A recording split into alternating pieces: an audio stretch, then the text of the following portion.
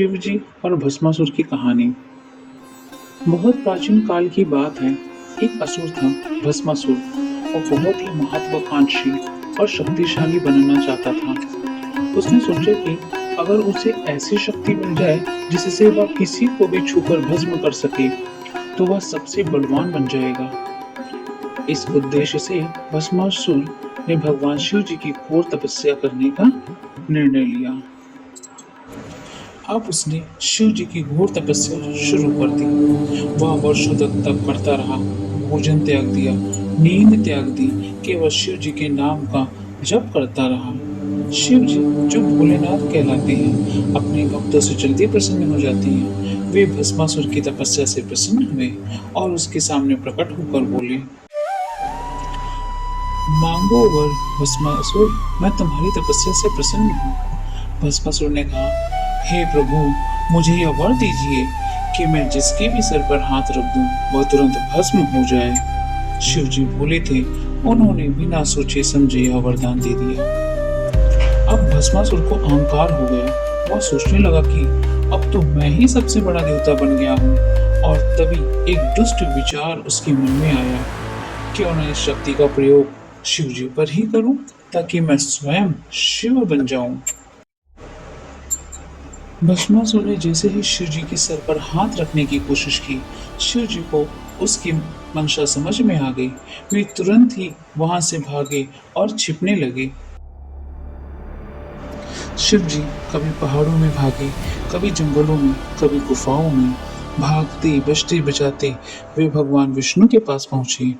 फिर उन्होंने भगवान विष्णु से मदद मांगी। भगवान विष्णु तुरंत तैयार हुए। उन्होंने कहा कि उसे बड़ी चालाकी से हराना होगा, इसलिए उन्हें एक स्त्री का रूप धारण करना होगा। भगवान विष्णु ने एक सुंदर मोहिनी रूप धारण किया, एक अत्यंत सुंदर स्त्री का रूप, इतना दिव्य रूप कि जो भी देखे बस मोहित हो जाए।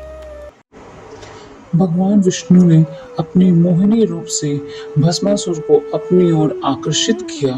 भस्मासुर उनके रूप पर मोहित हो गया। मोहिनी ने उसे नृत्य करने को कहा। भस्मासुर राजी हो गया। मोहिनी नाचती रही, भस्मासुर उसकी नकल करता रहा।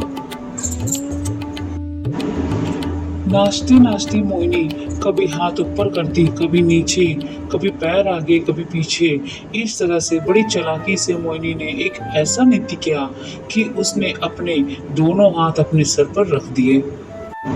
नृत्य करते करते वह भूल गया और वह भी मोहिनी की तरह। जैसे ही भस्मासुर ने अपने सर पर हाथ रखे, अगले ही पल वह स्वयं भस्म हो गया। इस तरह से भगवान विष्णु की चतुराई से शिव जी की रक्षा हुई और दुनिया एक बड़े संकट से बच गई। सीख, यह कहानी हमें क्या सिखाती है?